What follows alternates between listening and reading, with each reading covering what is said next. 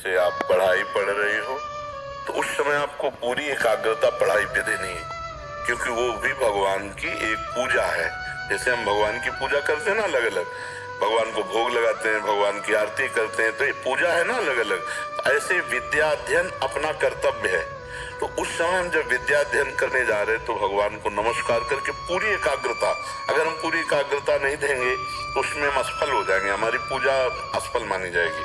हम जिस डिपार्टमेंट में जो कार्य कर रहे हो पूरी एकाग्रता से, ईमानदारी से करें, बीच बीच में भगवान का स्मरण करते हैं। जैसे हम 5-10 मिनट में एक बार बोलिए राधा, अब क्या परेशानी है, कलम रोकी राधा, और 2 घंटे 4 घंटे 8 घंटे जो भी कार्य किया या पढ़ाई की, बाद में भगवान के चरणों में वो कर्म अर्पित कर दिया, उसे कर्म समर्पण योग कहते हैं।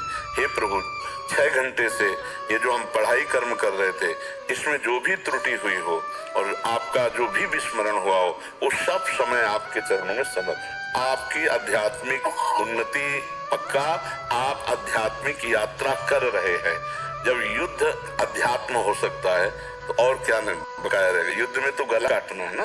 भगवान करे मां मनुष्य युद्ध चले, मेरा स्मरण करते हुए युद्ध कर।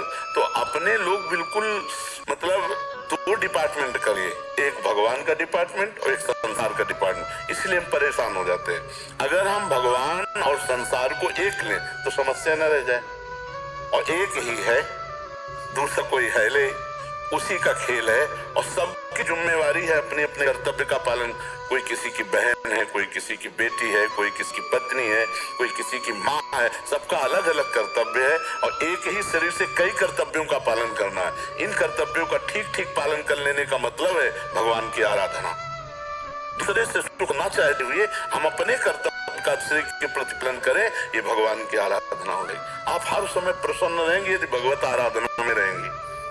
भगवत आराधना का मतलब केवल माला चलाना ही नहीं है, अपने कर्तव्य का सांगोपांग पालन करना है।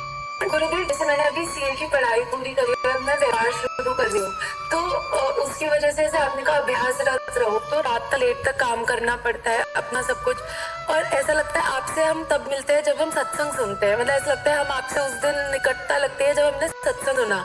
तो हमने भागवत सुनने का नियम शुरू करा, तब काम लगता है और अभी नहीं, हमें बताइए 24 घंटे में आप कितने घंटे काम कर सकते हैं जो बिल्कुल तन्मयता पूर्वक कर सकते हैं?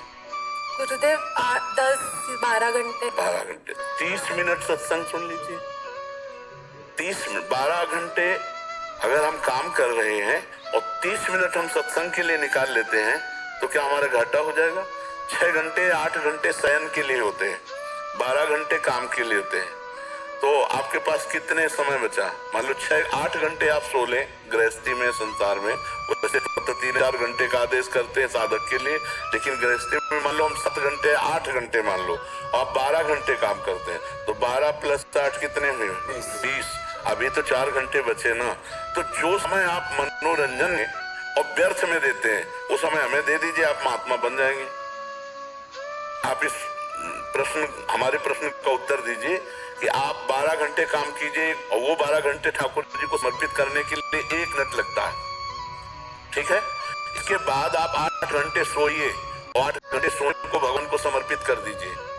20 घंटे आपके इसमें गए, अब 4 घंटे बचे हैं। 4 घंटे में आप क्या करेंगे? जो आप कहेंगे।